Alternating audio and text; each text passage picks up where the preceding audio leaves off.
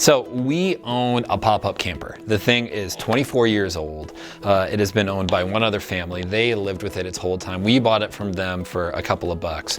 And honestly, it's been great over the years. I have, at this stage, very much a love-hate relationship with it.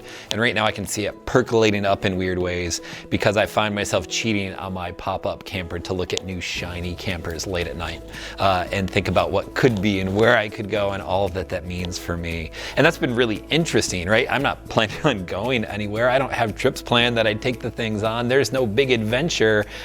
And yet I find myself continuing to look at like the three different campers late at night, normally by myself when I'm tired and worn out. And it made me wonder recently, what's going on in me that I continue to do that? What's going on that's my go-to places to check out weirdrvtrader.com to go see what could be. And honestly, I think with a little bit of soul searching, what it's really shown me is that I'm worrying, that I'm anxious or concerned. And so what I'm doing then is I'm extrapolating out into the future and thinking about what could be when we're not in the midst of this, when life feels like the way it used to, or at least something close to that, and was easy and was good, right? And I've realized that what happens when I'm looking at pop-up campers and comparing features and showing them to my wife, who rolls her eyes and says, you should just stop that, is that I'm really just expressing my anxiety in not entirely destructive ways, but not helpful ways.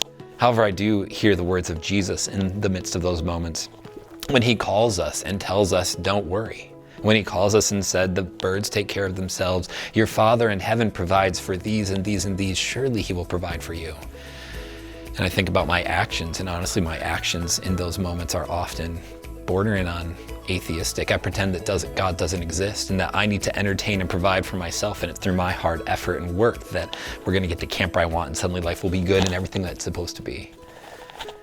And again, the words of Jesus do what the words of Jesus often do for me, and they ground me. They pull me back. They tell me what's important and what I need to focus on and what I need to think about in the man and person I am called to be. And so for us as a community, I think that is a prompt reminder to not worry about tomorrow, for tomorrow has troubles on its own, but to worry, not even to worry, but to engage with the things around us, to celebrate life around us and find joy and opportunity in places to be vibrant and rich and full with the day that we have today. To not worry about tomorrow, to not worry about the fall or the winter or the spring or what next summer will look like, but to be thankful for the gifts and the provision that you and I have this day and every day. Grace and peace, friends.